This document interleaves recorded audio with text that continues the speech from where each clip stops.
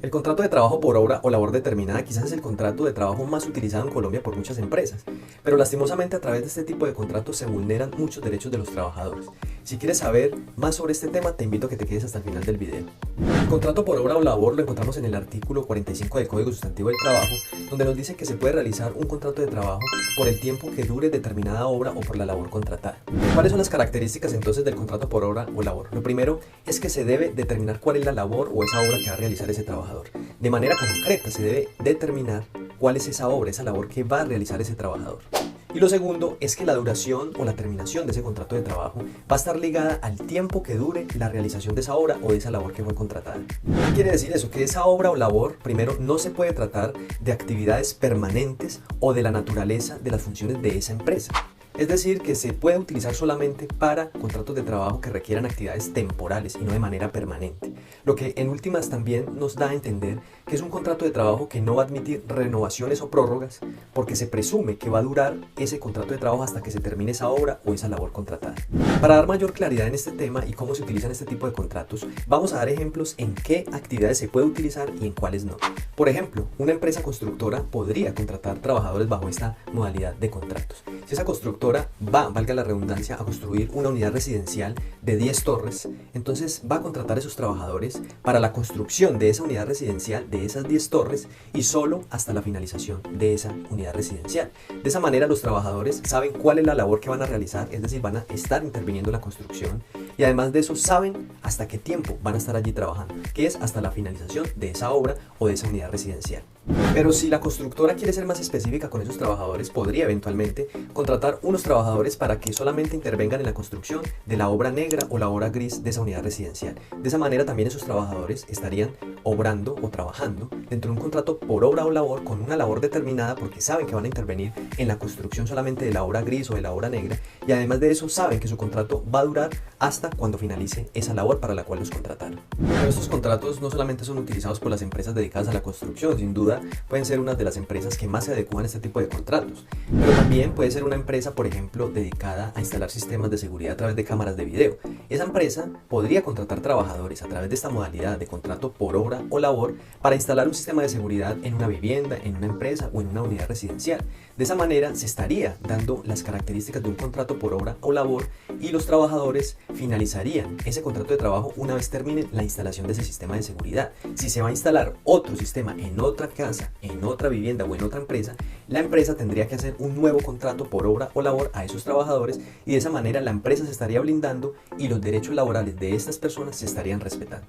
Pero entonces, ¿qué actividades no se podrían contratar bajo esta modalidad de contrato de trabajo? Lo primero, como lo había mencionado, es que no se trata de actividades permanentes o que estén relacionadas con la naturaleza del objeto social de la empresa. Por ejemplo, una empresa no podría contratar a su secretaria o a un empleado o a un auxiliar de archivo que tengan actividades permanentes y que estén relacionadas con el objeto social. Allí se darían cuenta fácilmente, por ejemplo, si a esa trabajadora, a esa secretaria, la despiden en un momento determinado y estaba contratada por obra o labor, se va a dar cuenta que va a llegar una nueva persona a reemplazarla en esa misma actividad, a desempeñar las mismas funciones, lo que quiere decir que no se trataba de una obra o labor determinada. Lo mismo podría decirse, por ejemplo, de un restaurante. La naturaleza del objeto social de este tipo de empresas es distribuir o vender comidas. Entonces, de manera esencial va a necesitar un chef, meseros y una persona encargada de cobrar las cuentas o de la caja. Esas personas son esenciales para poder desarrollar el objeto social de esa empresa. Es decir, se trata de actividades permanentes, no de obras o labores que van a durar durante un tiempo. Y fácilmente las personas se pueden dar cuenta que si despiden a un mesero, va a llegar otro nuevo o sus antiguos compañeros van a continuar desarrollando las mismas labores para las cuales fueron contratados. Lo que quiere decir entonces que no se trata de una labor u obra determinada y ese contrato no aplicaría para este tipo de funciones o para este tipo de ocupaciones y la empresa estaría vulnerando los derechos de los trabajadores. ¿Por qué las empresas en Colombia entonces utilizan este tipo de contratos para contratar a sus trabajadores? Básicamente porque lo que buscan es poder tener la facilidad de despedir al trabajador en cualquier momento y segundo es evitarse pagar una indemnización por despido injustificado. Las empresas en Colombia utilizan este tipo de contratos, el contrato por obra o labor, ya sea contratando trabajadores de manera personal o a través de la intermediación de las empresas de servicios temporales, pero en ambas situaciones lo utilizan de manera irregular para vulnerar los derechos de los trabajadores. porque en última lo que buscan estas empresas, como ya lo decía, es ahorrarse estos costos en sus nóminas, ya sea para evitarse el pago de indemnizaciones y también para tener la facilidad de despedir al trabajador en cualquier momento, con la justificación de que ese contrato o esa obra para la cual fueron contratados ya se terminó. Pero cuando se va a mirar, a analizar específicamente cuál era la función que cumplía ese trabajador, se podrá ver que esa función que cumplía aún la sigue desarrollando la empresa y por lo tanto esta contratación era irregular y se le debe reconocer una indemnización a ese trabajador. Pero ¿qué indemnización entonces podría reclamar el trabajador ante una eventual contratación irregular por este tipo de contratos de trabajo por obra o labor? Lo primero que hay que tener en cuenta es que esta indemnización no es automática y el trabajador no podría reclamársela de manera directa al empleador, sino que es necesario presentar una demanda laboral a través de un abogado para que sea un juez el que reconozca ese derecho y ordene el pago de la indemnización. En estos procesos lo que se va a buscar es probar que esas funciones que desarrollaba ese trabajador no corresponden a un contrato por obra o labor.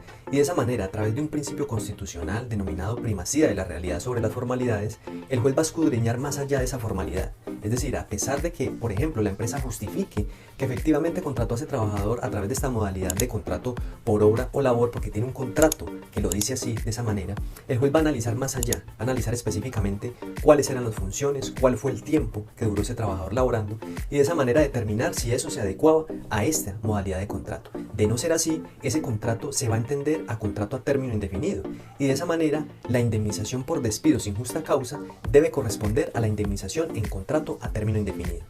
Y es precisamente esto lo que quieren evitar las empresas, de pagar esta indemnización, porque la indemnización por despido sin justa causa en el contrato a término indefinido es más cuantiosa que en los otros tipos de contrato de trabajo. Y es que la normatividad vigente dice que esta indemnización se debe pagar de acuerdo al tiempo de servicio prestado a la empresa. El artículo 64 del Código Sustantivo del Trabajo nos dice que esta indemnización se debe pagar para los trabajadores que devengan menos de 10 salarios mínimos mensuales legales vigentes, 30 días de salario por el primer año de servicio prestado y 20 días de salario por cada año adicional de servicio prestado a ese primero y de forma proporcional. Lógicamente, entre más tiempo de servicio lleve el trabajador, más cuantiosa va a ser esa indemnización. De ahí que se tenga en cuenta si vale la pena o no demandar a esa empresa de acuerdo al cálculo que se haga de esta indemnización. Por ejemplo, un trabajador que llevaba 10 años de servicio para una empresa y tenía un salario de 1 millón de pesos, podría recibir por ese primer año de servicio 1 millón de pesos y por el restante alrededor de 6 millones de pesos en total, para un total de 7 millones de pesos, más los intereses moratorios que corren hasta que salga la sentencia a favor de ese trabajador. Espero que esta información que te he compartido haya sido de mucha utilidad. Te pido que si conoces a alguien que le pueda ayudar esta información, no dudes en compartírsela. Mi nombre es Julián Londoño, soy abogado en la ciudad de Medellín y presto asesorías a nivel nacional a través de videoconferencia o de forma presencial en el área metropolitana del Valle de Aburrá. Nos vemos hasta una próxima oportunidad.